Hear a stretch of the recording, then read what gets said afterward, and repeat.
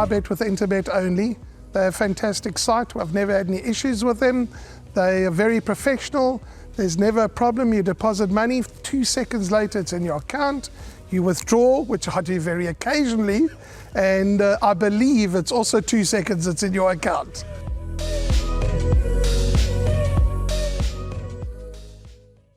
Welcome back to the studio for the lucky last now. Dees and I are going to talk about the 9th race, which is the Hollywoodbets Bright Future Merit Rated 66 handicap for fillies and mares over 1,000 metres.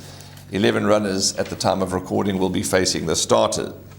Two Poppy of Bayou Dees. I'm becoming not so friendly with Poppy of Bayou because she's becoming hard to assess, and I think they're all scratching their head with her, but she's consistent. She's never too far off them. She earns most times for the connections. I give her more of a place chance than a winning one. She now drops back to 1,000 metres, so I'm not sure what to make of that. She has won over that distance, but yeah, she's just becoming difficult to assess. Swiss Paradise, I think, will tighten up on that last run. Matthew Thackeray retains the ride, which is always a positive sign. Vision of Will knocking loudly at the door. Paul Gadsby has his string in good form, and Vision of Will is probably the one to beat.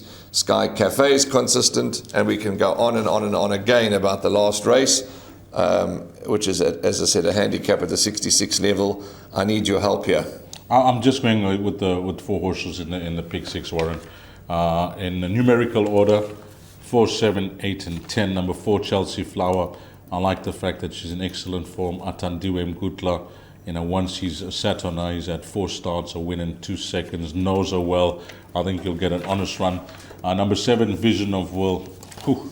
How did this lose last time out? What a ride, Samanga Kumala. In fact, what a ride by both jockeys, Muzieni and Samanga Kumala. They had to be a loser. I was hoping it's going to be a dead eat, but Muzi went down a short head. Good result for Paul Gadsby. Richard Faree now takes the ride. I think this will run well. 1,000 metres is her game. Number 7, Vision of Will. Sky Cafe, Wendy Whitehead's runner. I think on her recent form, very difficult to try and ignore. I know she'll have a bit of work to do to possibly reverse the form of Chelsea Flower, but I can see her doing just that. And number 10, Flying the Star, Michael Roberts' runner. Since the horses joined Michael, which was at the end of July, she's earned a stake check in all of her 3 runs, so she's knocking hard on the door, and maybe it could be her day on the first day of her new year. So numbers 4, 7, 8, and 9. I think all 4 runners in the PA, all 4 runners in the pick 6, and maybe all 4 runners in jackpot 2.